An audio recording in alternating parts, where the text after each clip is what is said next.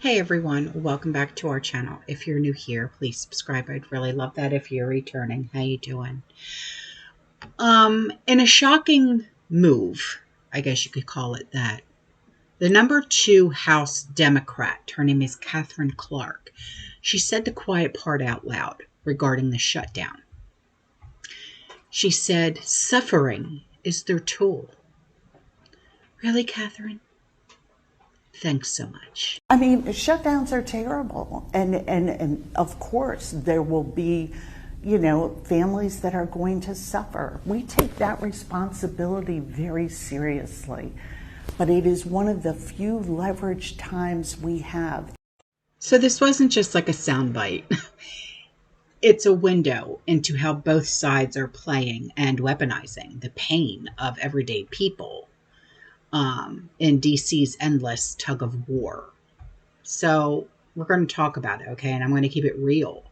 And I'm going to keep it balanced where it counts, because nothing says ministry of truth like framing suffering as a strategic asset. Now, Catherine Clark, okay, she is the House Minority Whip, basically the number 2 Democrat in the House.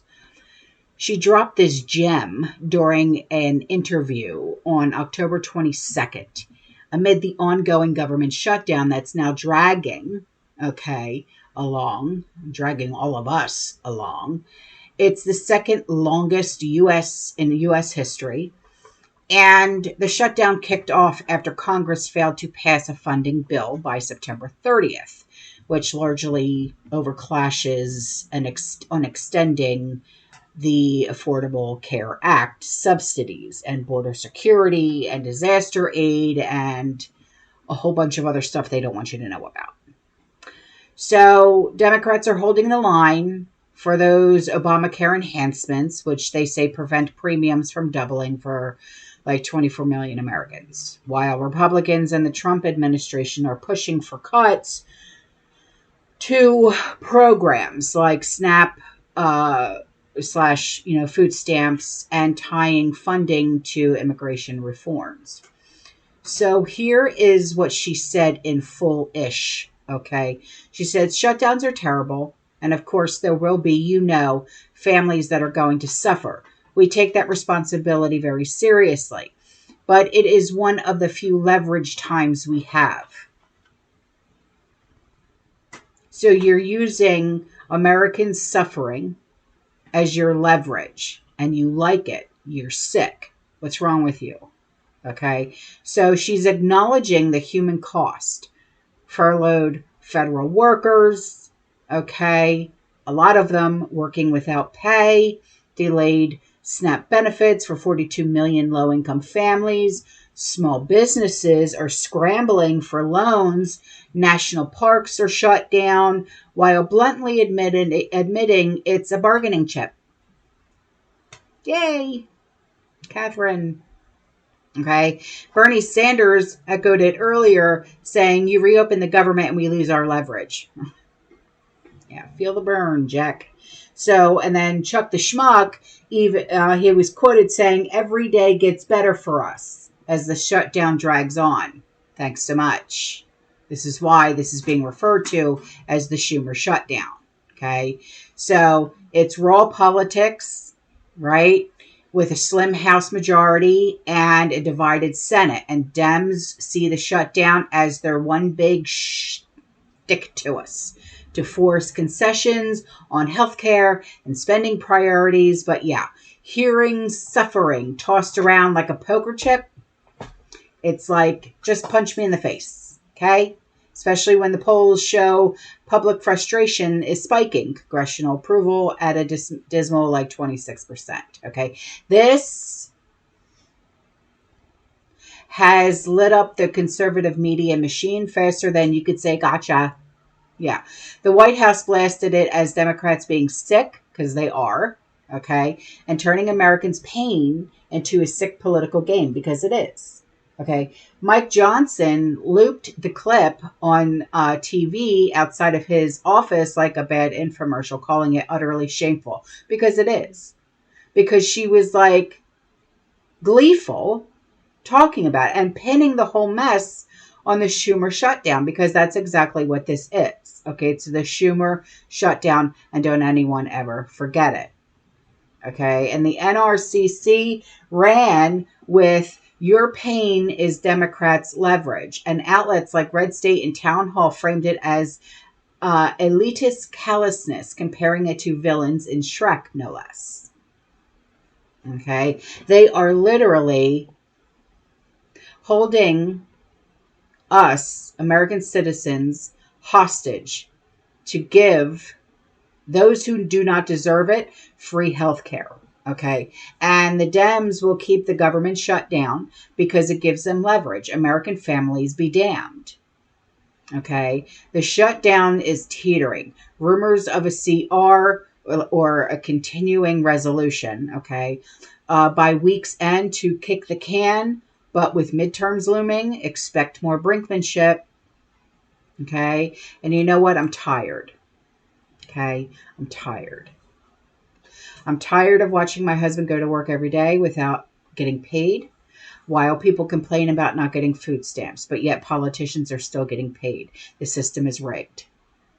Okay.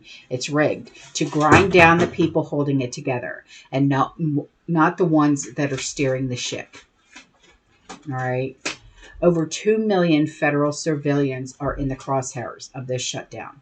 1.5 million essential workers like TSA, air traffic control, border agents, FDA inspectors who have to clock in every single day, day after day, without a dime until if Congress goes and blinks. Okay. Another 620,000 to 700,000 are furloughed. They sit home twiddling their thumbs at home, also unpaid up front.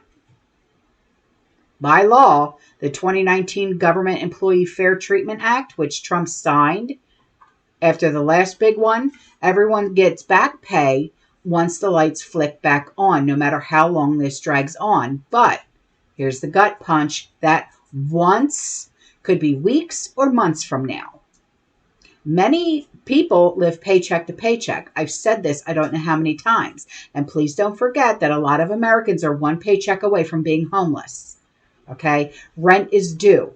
Groceries don't wait for IOUs. Food pantries at the airports, like the one in Akron for TSA workers and officers, they are swamped. And side gigs and credit cards are patching holes that should not exist. All right. So here's the infuriating logic. Congress pulls their salaries from Treasury's general pot, not the annual appropriations bill that causes this mess. Okay. So while agencies grind to a halt over that funding fight, all right, untouched, $174,000 base pay for most, plus perks rolling in biweekly. The president's $400,000K, VP, cabinet, same deal, exempt. It's not malice per se. It's inertia. From a 19th century setup where lawmakers didn't want themselves feeling the pinch during budget brawls. Hypocrisy alert. They could fix it with one vote, but no, why do that? Okay. This two-tier BS, it's bipartisan. Happened under Obama, under Trump 1.0, under Biden, but this round is uglier. Okay. Trump's admin is floating no back pay for some, despite the law. Firing non-priority feds, and even pausing state funds to blue areas. Dems are firing back with bills to dock their pay and guarantee contractor back pay, but it's all theater. It's all theater until someone caves. All right? I mean, it makes sense only if you squint at DC. Okay? As a game where suffering is the scoreboard. Leverage, like Catherine Clark said.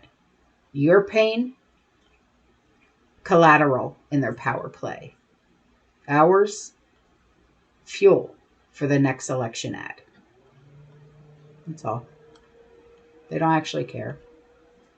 They're not the ones that have to go to a food pantry and hope that there's enough food at that food pantry to help you and yours. Okay?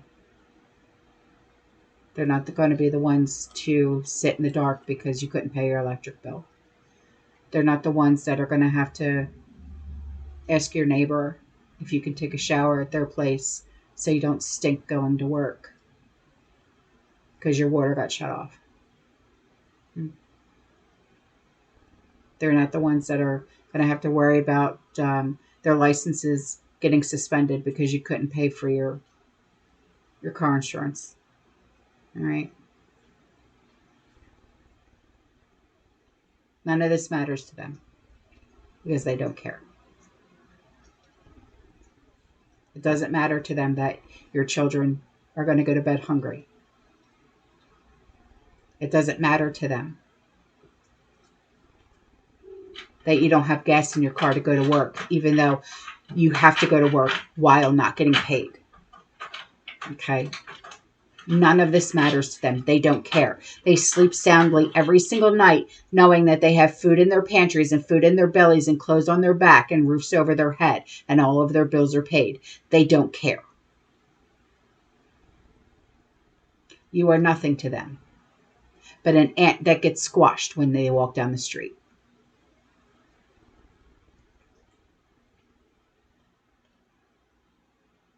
They see all the videos. They see the videos of people crying about not getting their food stamps. They see the frustration with the officers, the federal employees that still have to go to work every single day while not getting a paycheck. We're the laughingstock. They don't care. All right, guys, I'm out of here. I will see you in the next one, okay? You stay safe, you stay positive, you keep prepping. And as always, fear less and God bless. Ciao.